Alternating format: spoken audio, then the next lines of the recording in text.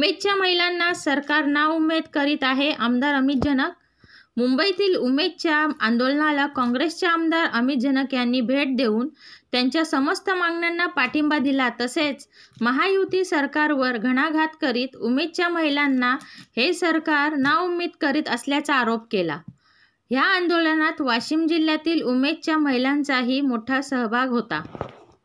माझे सहकारी जे इथे आलेले आहेत, आमचे राजू बाबा असतील, संजय दादा असतील, विक्रम दादा असतील, आज आम्ही इथे आमच्या मायमावल्या ज्या वाशिम जिल्ह्यातून आल्यात त्या सगळ्यांच्या मागच्या 2 दिवसापासून आग्रह होता.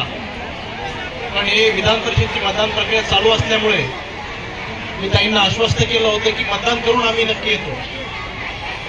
आमच्या काँग्रेस पक्षाचे प्रदेशाध्यक्ष आदरणीय नानाभाऊ असतील, सुभाषभाऊ धोटे असतील, यशवंतदादा कदम असतील, कुणालदादा पाटील असतील, ही सगळी मंडळी मागच्या 3 दिवसात आपल्या सर्वांना भेटून गेले. असंख्य लोक भेटून गेले असतील.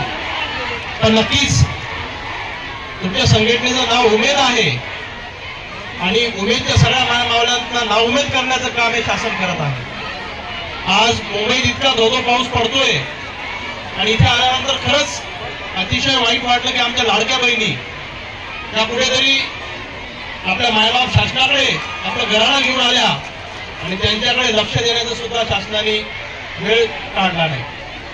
साधी बातमी सुद्धा येताना आम्ही बोलत आपल्या मंडळीसोबत बोलत येतो. आम्ही साधी बातमी सुद्धा टीव्हीवर या मंडळीने येऊ दिली नाही. कानाकोपऱ्यात आपण सगळ्या जणी आपलं कर्तव्य या राज्यामध्ये पार पाडता. आपल्या कुटुंबाची कामं बाजूला ठेवून तुम्ही आपल्या हाताच्या कामांना प्राधान्य देता.